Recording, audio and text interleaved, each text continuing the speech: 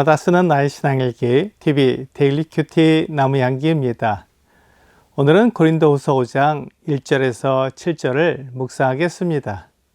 만일 땅에 있는 우리의 장막집이 무너지면 하나님께서 지으신 집 곧 손으로 지은 것이 아니요 하늘에 있는 영원한 집이 우리에게 있는 줄 아느니라.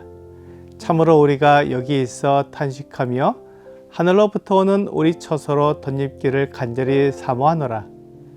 이렇게 입으면 우리가 벗은 자들로 발견되지 않으려 함이라. 참으로 이 장막에 있는 우리가 짐진 것 같이 탄식하는 것은 벗고자 함이 아니요 오히려 덧입고자 함이니 죽을 것이 생명에 삼킨 바 되게 하려 함이라. 곧 이것을 우리에게 이루게 하시고 보증으로 성령을 우리에게 주신 이는 하나님이시니라.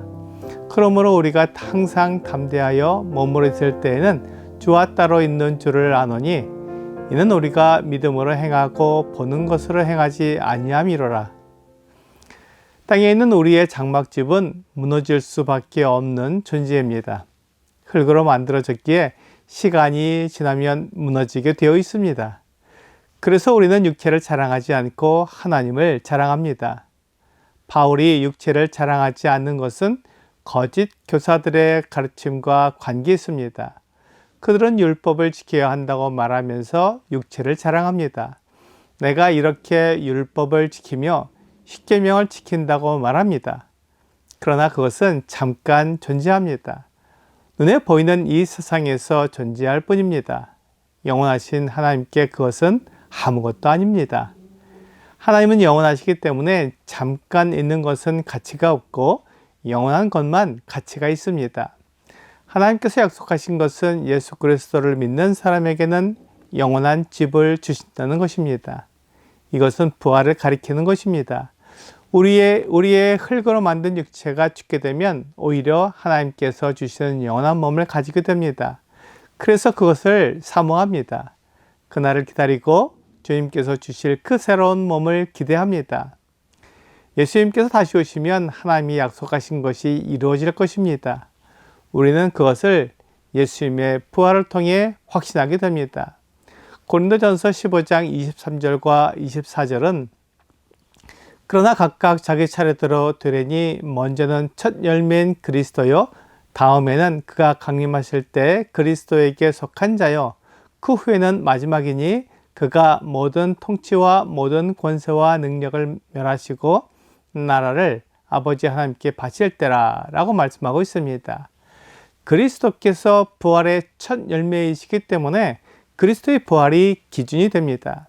그리스도께서 부활하셨을 때 그 받으신 몸은 흙으로 만든 몸과 다른 영광의 몸이었습니다. 예수님의 몸은 채찍에 맞고 십자가에 달려서 힘이 빠지고 아무것도 할 수 없는 약한 몸이었지만 부활할 때 입으신 몸은 능력과 힘을 가지신 몸이었습니다. 제자들이 모여서 문을 닫고 있었지만 그 가운데 오셨습니다. 예수님이 가지신 부활의 몸은 이 세상에 속한 흙의 몸과는 전혀 다른 새로운 몸입니다. 그래서 우리가 차례대로 부활할 것인데 그때 우리가 입게 되는 몸은 주님과 같은 영광스러운 몸이 될 것입니다. 고린도전서 15장 49절부터 52절은 우리가 흙에 속한 자의 형상을 입은 것 같이 또한 하늘에 속한 이의 형상을 입으리라. 형제들아 내가 이것을 말하노니 혈과 육은 하나님 나라를 이어받을 수 없고 또한 썩는 것은 썩지 아니하는 것을 유업으로 받지 못하느니라. 보라 내가 너희에게 비밀을 말하노니 우리가 다 잠잘 것이 아니요 마지막 나팔에 순식간에 호련히 다 변화되리니 나팔 소리가 나매 죽은 자들이 썩지 아니할 것으로 다시 살아나고 우리도 변화되리라 라고 말씀하고 있습니다. 우리가 아담에게 속하여 흙에 속한 육체를 가지고 태어났기에 우리의 육체는 연약하고 한계가 있는 몸입니다.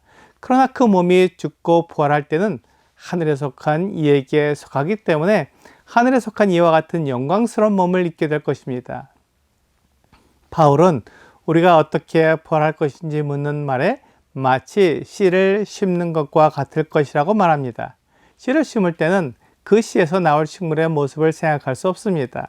하지만 그 씨가 썩고 그 씨에서 새로운 모습이 나서 자라게 되면 전혀 새로운 몸이 만들어집니다. 이와 같이 우리의 썩을 몸으로 씌우면 영광스러운 몸으로 변할 것입니다. 이 변화는 마지막 나팔에 순식간에 호련히 변할 것입니다. 이것이 우리가 예수 그리스도의 다시 오심을 기다리는 이유이기도 합니다.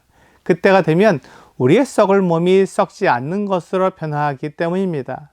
우리가 바라는 것은 이 영광스러운 몸으로 덧입는 것입니다. 우리의 썩을 몸을 벗는 것은 소망이 아닙니다.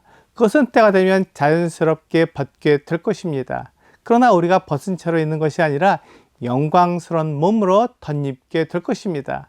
사람은 죽은 후에 일어날 일을 알지 못합니다. 그래서 우리의 썩을 몸을 벗는 것만 알게 되며 그 후에 일어날 부활의 몸을 덧입게 될 것을 알지 못합니다.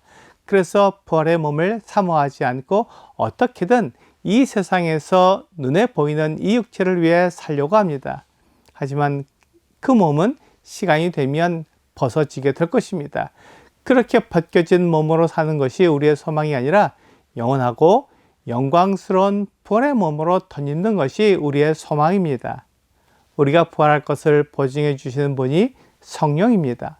성령은 내가 하나님의 자녀임을 보증해 주십니다. 그러므로 내가 영원한 몸을 가질 것을 보증해 주시는 것입니다. 그리스도인은 이 썩을 육체에 썩지 않을 성령을 모신 사람입니다.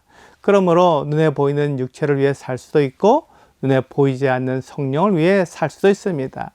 눈에 보이지 않기에 믿음이 필요합니다. 우리가 성령을 위해 사는 것은 믿음으로 사는 것입니다.